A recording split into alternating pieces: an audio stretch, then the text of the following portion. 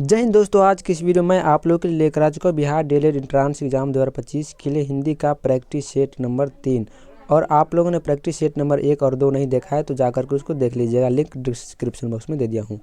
तो इसमें हम लोग जो है 25 महत्वपूर्ण ऑब्जेक्टिव करने वाले हैं हिंदी का। आप लोगों को पता होगा कि हिंदी में जो है 25 ऑब्जेक्टिव प्रश्न पूछा जाता है डीएलएड के एग्जाम में। तो आप लोग जो पूरे वीडियो को अंत तक जरूर देखिएगा और चैनल पर पहली बार आए हो तो चैनल को सब्सक्राइब एक बार जरूर कर दीजिएगा।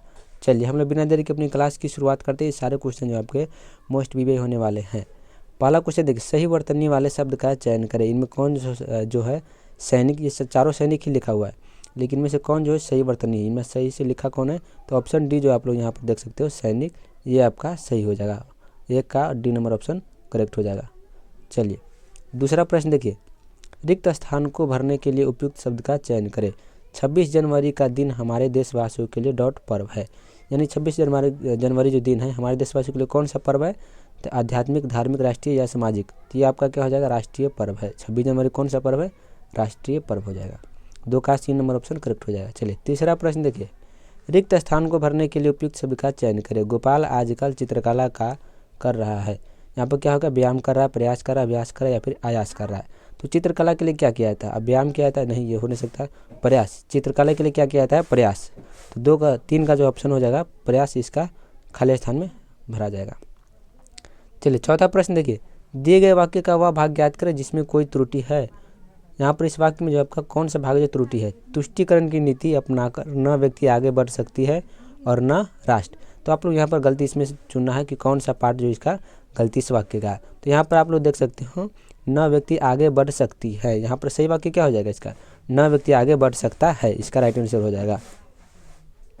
चलिए अगला प्रश्न देखिए, 5 नंबर क्या करें? दिए गए वाक्य का वह भाग ज्ञात करें जिसमें कोई त्रुटि है। मनुष्य का आवश्यकताओं के लिए तो बहुत कुछ है परंतु उसके लोभ के लिए कुछ भी नहीं है। तो इसमें यहाँ पर आपको हो जाएगा मनुष्य की आवश्यकताओं के लिए।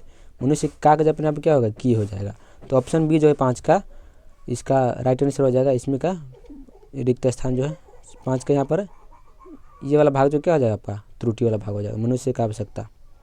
चलिए छठा नंबर प्रश्न देखिए, रिक्त स्थान को भरने के लिए उपयुक्त शब्द का चयन करें। राजा हर्षवर्धन डॉट करके लौटे थे। राजा हर्षवर्धन जो है क्या करके लौटे थे? तो ये इसमें हो जाएगा चोरी करके लौटे थे? नहीं। नाटक, नृत्य या फिर दिग्विजय। यहाँ पर हो जाएगा आपका दिग्विजय। ऑप्शन डी जो 6 का राइट आंसर हो जाएगा। चलिए 7वां नंबर प्रश्न देखिए क्या करें, दिए गए शब्द के पर्यायवाची शब्द का चयन करें। यहाँ पर तालाब है, तालाब का जो पर्यायवाची क्या हो जाएगा? तो तालाब का जो पर्यायवाची शब्द हो जाएगा आपका ऑप्शन बी पोखर, इसका राइट आंसर हो जाएगा। चलिए नेक्स्ट प्रश्न देखिए 8 नंबर, निम्नलिखित में से उस विकल्प का चयन करें जो एक ही राग अल्पाना मुहावरे का अर्थ व्यक्त करता हो। एक ही राग अल्पाना, इसका मतलब क्या होता है? एक ही बात को जो बार बार कहना, इस मुहावरे का अर्थ होता है। आपसे मुहावरा के 1-2 क्वेश्चन रहता ही है, तो मुहावरा आप लोग देख लीजिए अच्छे से। दिए गए शब्द का विलोम चुने। इनमें से कौन जो है विलोम है? खरा का विलोम क्या हो जाएगा? इसका विपरीतार्थक शब्द। तो खरा का यहाँ पर लेटा नहीं होगा, लेटा के यहाँ पर खरा का हो जाएगा खोटा। ऑप्शन है जो इसका राइट आंसर हो जाएगा 9 नंबर प्रश्न का। चलिए 10 नंबर प्रश्न देखिए, सही वर्तनी वाले शब्द का चयन करें। फिर से आगे आपका इसमें से कौन सा जो है अभिषेक लिखा गया, ये सही वर्तनी वाले हैं। तो सही वर्तनी वाले ऑप्शन डी जो हो जाएगा आपका अभिषेक, ये आपका राइट आंसर हो जाएगा 10 का ऑप्शन डी।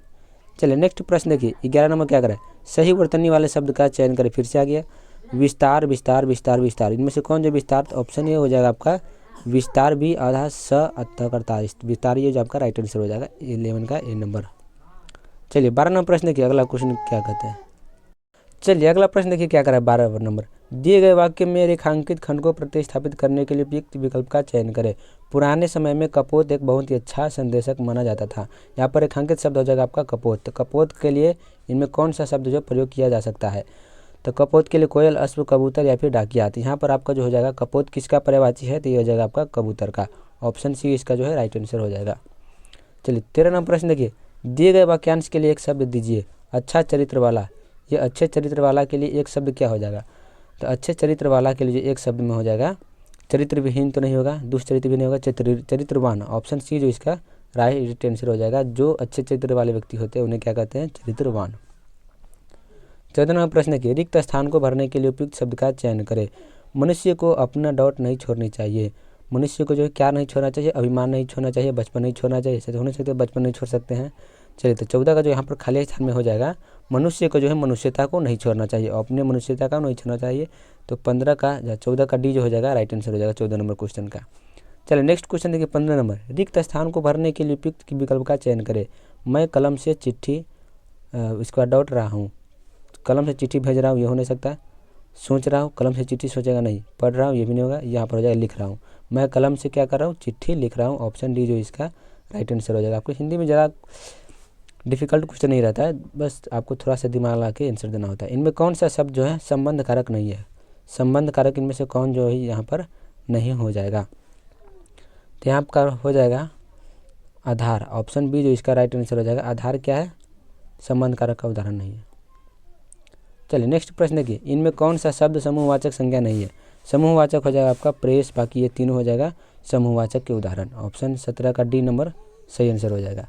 चलिए 18 नंबर प्रश्न देखिए, छाती पर मूंग दलना मुहावरे का अर्थ क्या होता है। छाती पर मूंग दलना मुहावरे का अर्थ है पास रहकर भी दुख देना। पास रह करके दुख देना, इसका मतलब कि छाती पर मूंग दलना, इसका मुहावरे का अर्थ क्या होता है, पास रह करके दुख देना। इसका डी नंबर 18 का सही आंसर हो जाएगा।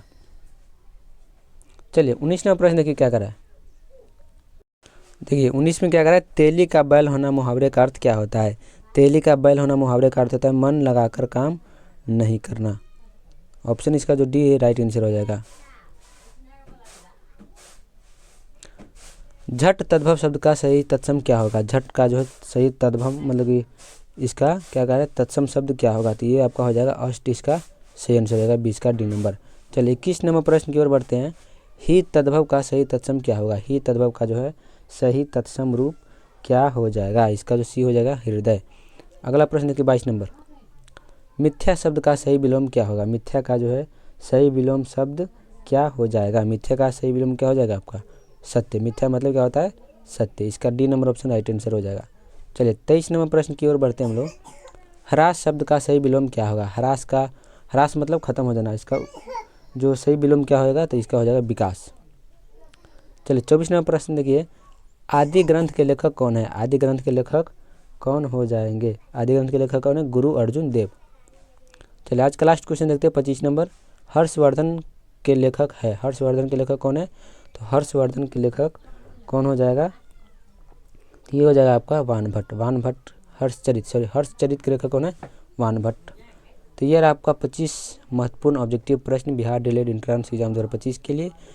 इसका हिंदी का हम लोग सेट 3 आज देखे हैं, तो अगले सेट के लिए आप लोग चैनल को सब्सक्राइब कर दीजिए। तो चलिए आज के लिए इतना ही, हम लोग मिलते हैं फिर अगले वीडियो में।